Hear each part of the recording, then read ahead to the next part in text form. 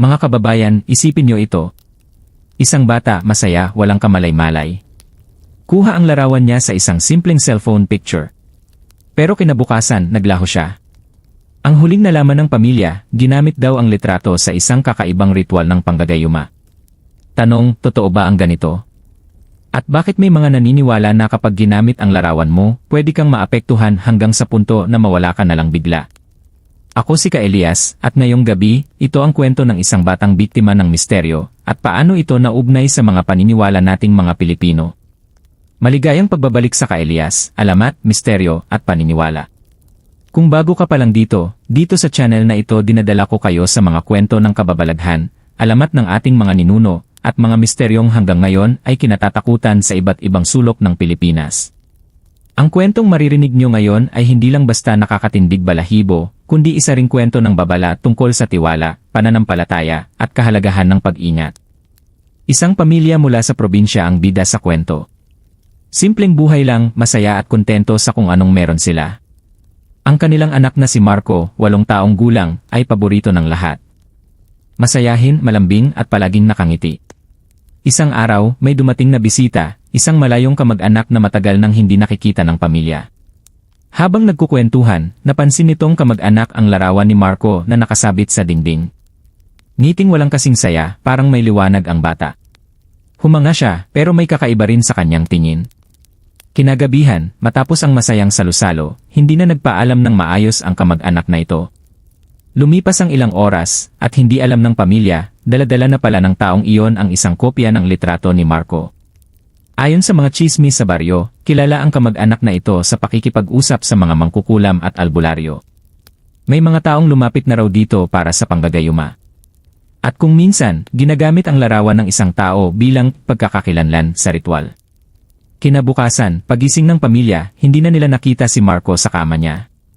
Naghanap sila sa buong bahay, sa bakuran, sa kapitbahay. Wala. Para bang naglaho na lang siya. Ang huling nakita ng ina ay ang malinis na kama, at ang unan na parang may bakas ng maliit na kamay. Sumigaw ang ina, umiiyak, tinatawag ang anak niya. Ang ama, hindi alam kung saan magsisimula ng paghahanap. Ang buong baryo nagtulong-tulong. Pero isang matanda sa baryo ang lumapit at bumulong ng nakakakilabot na balita. Sabi ng matanda, kung may kumuha ng litrato ng bata at ginamit sa ritual, posible raw na hindi ito simpleng pagkawala. Posibleng nasa ilalim na siya ng isang hawak o sumpa ng panggagayuma na ginagamit hindi lang sa pag-ibig kundi sa iba pang uri ng kontrol. Kung totoo ito, hindi lang simpleng misteryo ang pagkawala ni Marco. Isa itong babala kung gaano kapanganib ang maling paggamit ng mga paniniwala at ritual. Sa puntong ito, gusto ko kayong tanungin, mga kababayan. Naniniwala ba kayo na ang isang larawan, kapag ginamit sa maling paraan, ay kayang magdala ng kapahamakan? O baka naman ito ay gawa-gawa lang para takutin ang mga tao? Pero sa baryong ito, malinaw ang paniniwala nila. Ang larawan ay hindi lang simpleng papel. Ito ay konektado sa kaluluwa ng taong nandoon. At kapag ginamit sa ritual, nagiging tulay ito para hawakan ang buhay ng tao. Dito muna natin tatapusin ang unang bahagi ng kwento. Kung gusto mong malaman ang susunod na nangyari kay Marco, siguraduhin mong mag-like, mag-subscribe, at i-save ang video na ito para hindi ka mahuli sa kasunod na bahagi. May mas nakakakilabot pang detalye ang lalabas sa susunod, kaya kapit lang. Pagkaraan ng pagkawala ni Marco, halos hindi na natulog ang kanyang mga magulang. Nag-ikot sila sa buong baryo, pumunta sa simbahan, sa palengke, pati sa masukal na bahagi ng gubat. Ang lahat ng kapitbahay, tumulong, dala ang flashlight, dala ang mga torotot at kampana para marinig siya kung sakaling tumugon. Ngunit gabi na at wala pa ring Marco. Habang nakaupo sa ilalim ng post ng ilaw, lumapit ang matanda sa mag-asawa. May dala siyang rosaryo at isang maliit na bote ng langis. Sabi ng matanda, baka raw hindi na sapat ang ordinaryong paghahanap. May kakaibang lakas ang humahawak kay Marco, at kailangan nila ng tulong na hindi basta-basta makukuha.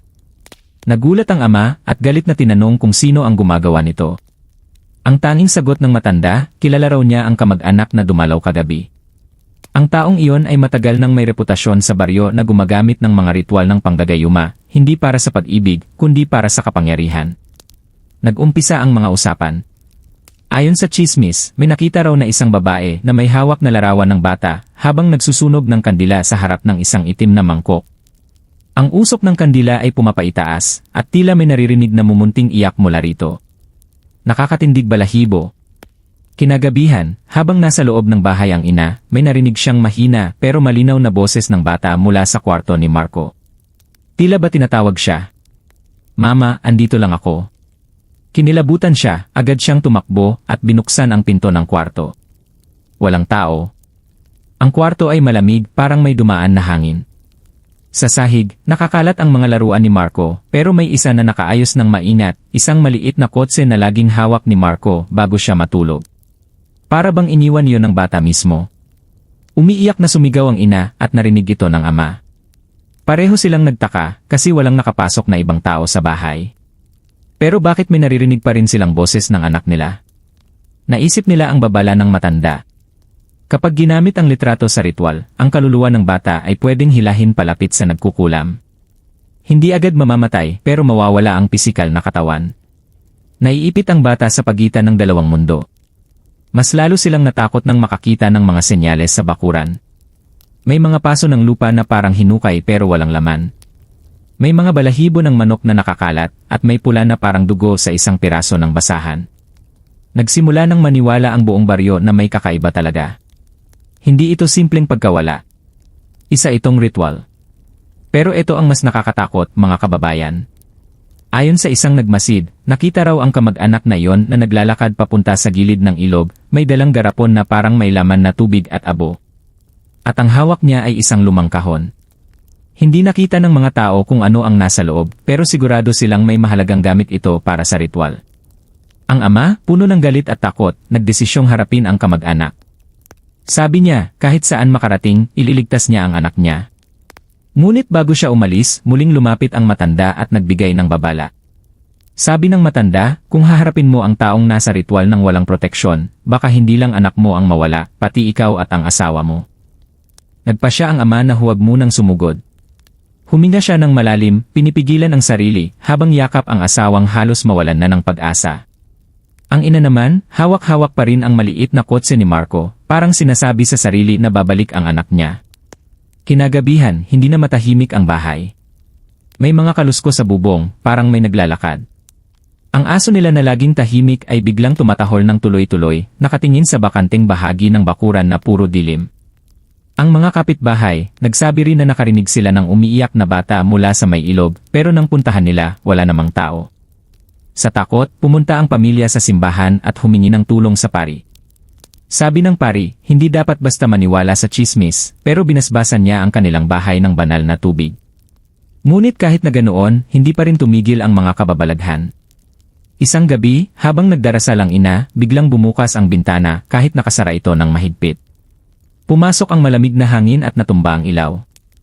At sa dilim, malinaw niyang nakita sa salamin ang refleksyon ng bata, nakatayo sa likod niya, umiiyak.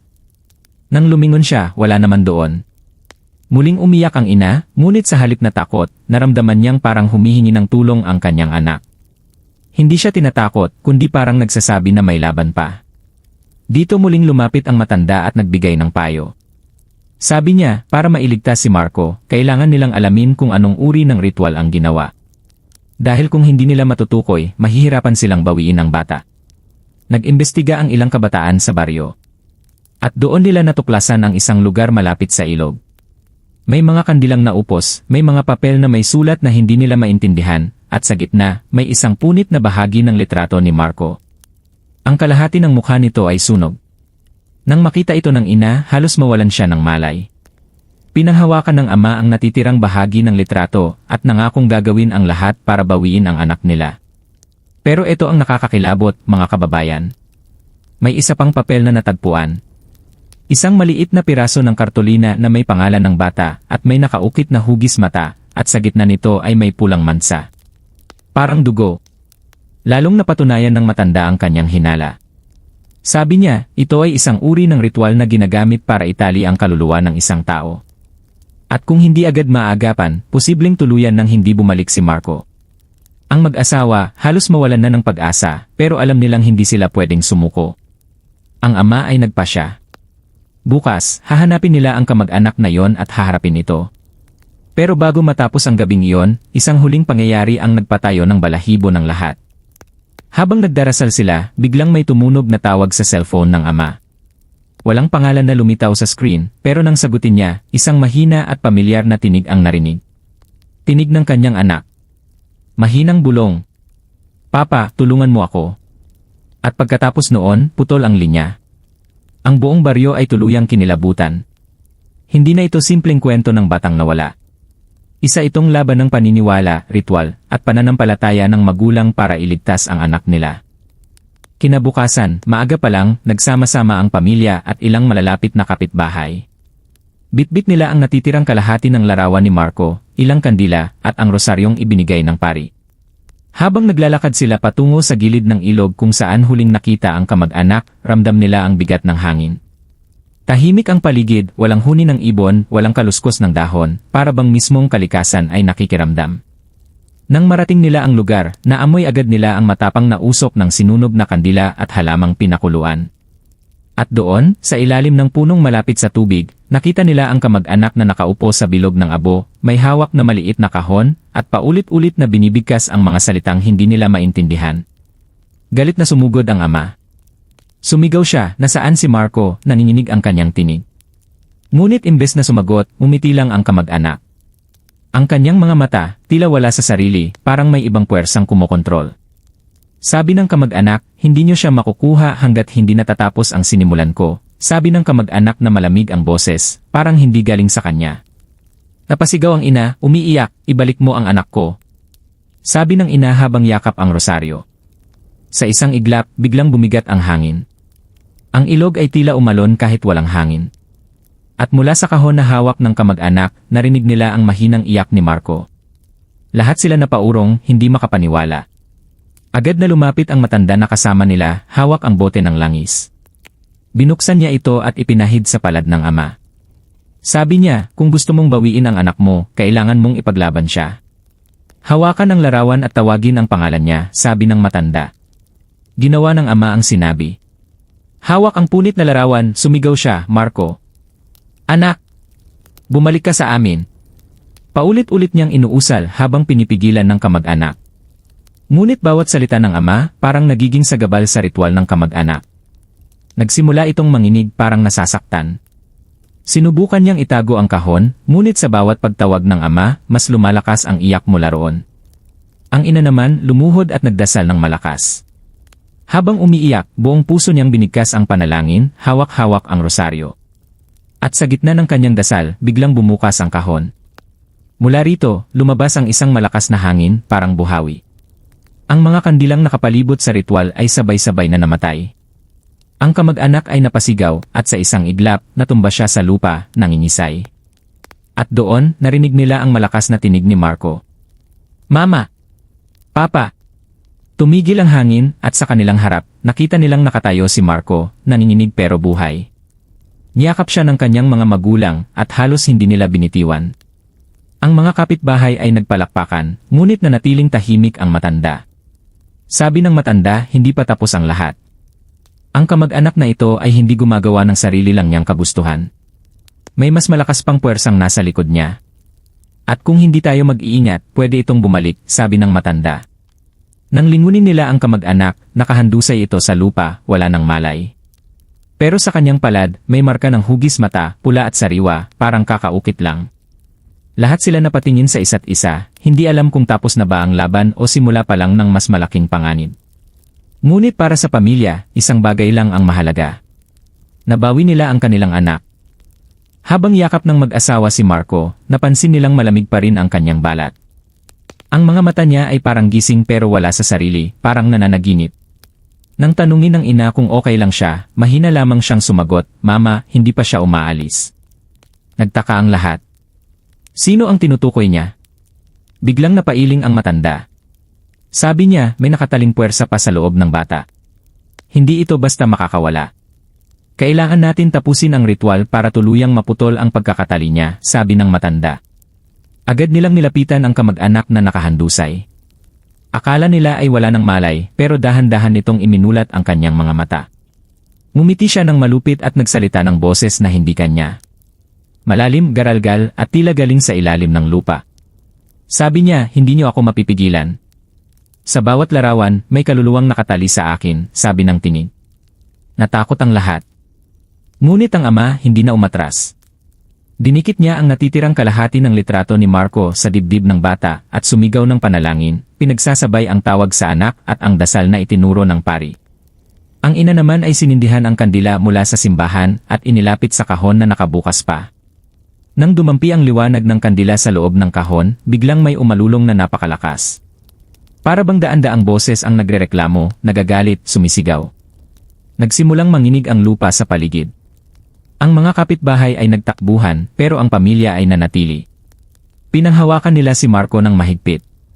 Dahan-dahan, nag-iba ang itsura ng kamag-anak. Ang kanyang balat ay parang namumutla at sa kanyang mga mata makikita ang takot.